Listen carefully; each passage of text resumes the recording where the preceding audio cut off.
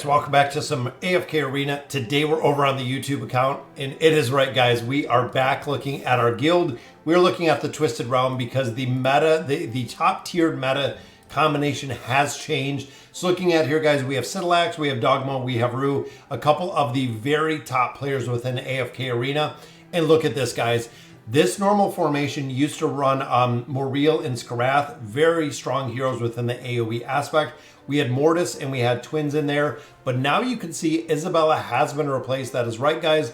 Isabella has been replaced with running Grez in here. A lot of times we can go through a bunch of different teams, but here we have Grez. Here we have Grez. Every single team in here is running Grez, meaning the normal formation that we run within here was always running Isabella. Isabella, of course, being a very big finisher, especially on the target that has the lowest HP. But as of now, looking at it, I love putting Grez in the formation. I'm just surprised that he is in here because of the finishing that Isabella would do. But Grez seems to be it, guys. Some of the big changes around this, or some of the logic that I see behind this, is one, when you have Mortis, once Mortis buffs up the other four heroes, Mortis will not do anything within the formation. Unless you have a hero like Grez or Baden, Mortis will actually continue to buff the summoned minions that come up, which again, if you have specific heroes within the formation, Mortis will continue to buff. The Twins, of course, will do the linking and the haste on the minions that are back here. And Grez does an incredible amount of damage, but most of the damage does come from when the minions die, the shielding effect that they do, the AoE effect that they get with the broken shield. So guys, the artifacts are, of course, running the Warden. We have double calls, so we have one on Mortis, we have one on the Twins, and then we have Grez running with Dura's Eye. Regular fragment out of here. So in these auto battles, guys, I do run it 10 times. I always run it 10 times. Big reason for this is these are very RNG. So the more times that you run this, you can see you can run it up to 99 times. The more times that you do run this, there could be, you know, it could make a difference between being 2,000 or 1,000 or 500. So I am going to go ahead and activate this. I'm assuming this is just a full auto formation. That's what I'm going to run it on. So there we go. So the first buff goes up on Moriel, which we like. Right here comes Mortis again. Second buff goes up on Skarath, which we like. And I believe we'll have Grez buffed on the next one as they come up. There we go. So Grez is buffed right there. And you can see the adds that Dark Namora is summoning just instantly die. With the effect right here, I think it's a Sandstorm effect that does continuous damage because we have Skarath max out when it comes to the signature item. So it does an incredible amount of damage. You can see, guys, all these minions are literally just sitting around here. First try gives us a 3151. That is horrible. We might have to run this 5 times and then swap in Isabella. When you look at the maxed ranks, when you look at the heroes like players like Sidilax, they have not only the heroes maxed, but they also do have the engraving max for a majority of these. In addition, a lot of them do have the Elder Trees completely maxed out, or I know they have all the Elder Tree maxed out. It makes a really big difference when it comes to the stats that these heroes possess and exactly where they're going to be. Again, we always ran Isabella in this one. It worked incredibly well, but now it might be to the point where I'm dropping further out of the Twisted Realm because I don't have these heroes built. He has Moriel, I believe, at a plus, let's see, 3152, so another one. Moriel at a plus 60 or a plus 100 usually.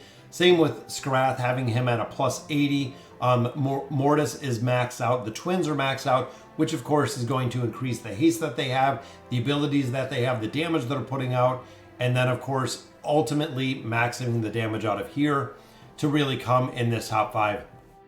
So again, I'm going to run Grez through 5 of these. Then I want to do 5 more, and I'm going to drop Isabella in here because you have to adjust the formations to the heroes that you have, guys. This might not be the most dominant comp that I can run depending on the placement, depending on these heroes. I know I'm really on the fence with heroes like Moriel. just because if I spend the kind of time and effort to engrave her, 1603, that's a lot better. If I spend the time and effort to get another star on her and then go ahead and do the engraving on her, this is literally the only battle. Here, the Celestial Tower are really the only two places that I ever see her used. I don't see her in campaign stages. I don't see her in other game modes. This is it. This is literally the only place. So to build out one specific hero just for this and this alone, honestly, if I play 1603, I will take it and I will accept it. Just for the simple fact that I don't put enough into this game anymore to build out Moriel and have all of these heroes completely maxed. And the metas do change, guys. We know it went from Chimera, it went over to Moriel. This meta specifically has changed a considerable amount of times. So let's see. So we have one more challenge here. So we'll do one more run. And then again, I'm going to swap in Isabella, see if we can just get a little bit of RNG to work with this, or if 1603 is going to be the best that we can do in here. Like the formation. Now, a lot of players in here usually do not have Skarath built. I know I do need his furniture. And I'm a little...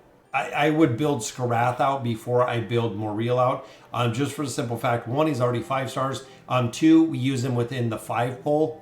So he is used, of course, in the E-Run comp. He's used in the meta formations. He's used in the Mauler Tower. I really build a lot of these heroes based on their viability and their really usability. It's one of the reasons why I say to build out the twins and build out the twins really strong, just for the simple fact. So we'll do a reset right there, just for the fact the twins are utilized in every single game mode, guys. So let's drop him out. I'm actually going to drop in Isabella. Let's make sure that she is completely set in here. And she is right. There she is. We got our tier 2 gear. She's got our artifact.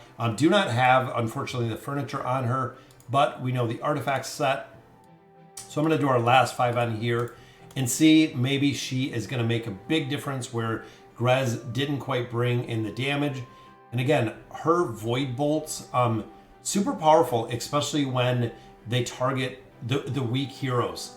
So she can finish out a target that maybe didn't take a critical tick, or didn't quite take enough damage to kill it out. She can be kind of the finisher within the formations. Seems like overall right now the damage is doing pretty good. I believe 14 is around where we were before. So it seems like this comp might be significantly stronger versus what we've seen in the meta. And if we had Dark Demora just putting, well, 14.6.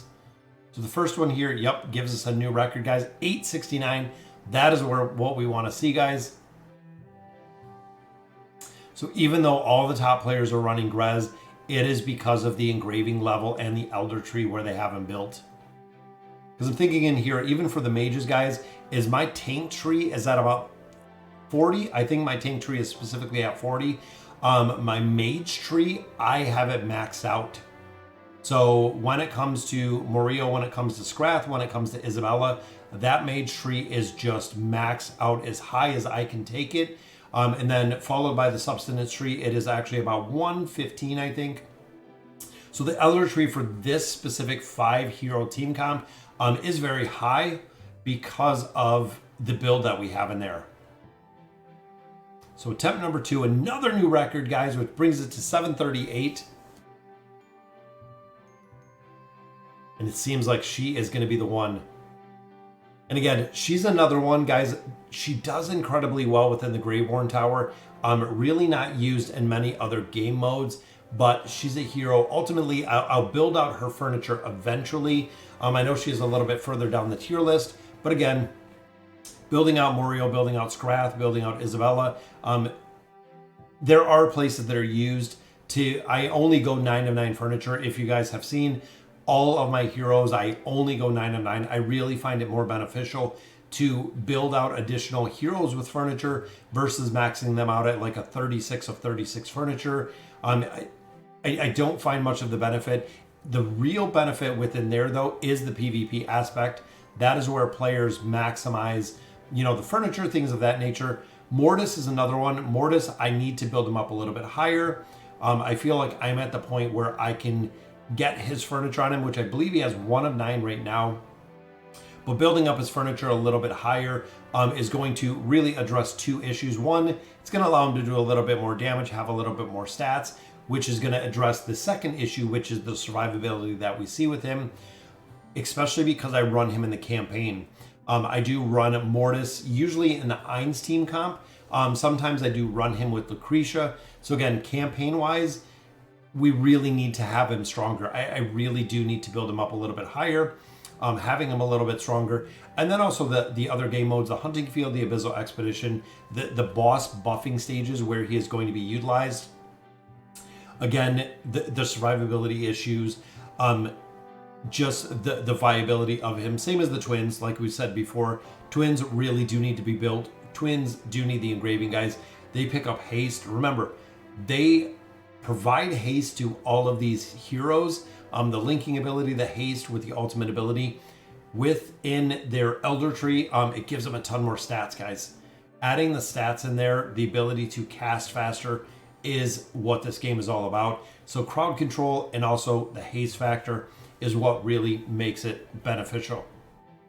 So I think we're almost done with our duration of fights. I think we might have one more in here, guys. But so far, Isabella is overtaking Grez with the meta comps for me specifically. I believe that is our last one. So looking here, guys, we were doing 13, 13, 14, 12, 13. So that was our Grez comp. And then looking here, 14, 14. Look at the consistency, guys. 14, 692 did a touch more damage right there, but super consistent with the battles overall, guys. So look at that, placing me 738. Super excited about that, of course, with the rewards. Get another branch of the Elder Tree. We can level it up again. Then almost another full pull with the Poke Coins, which I absolutely love. So guys, let me know in the comments what you guys think. Let me know if you are using Isabella or Grez within these formations. And as always, thank you guys for watching.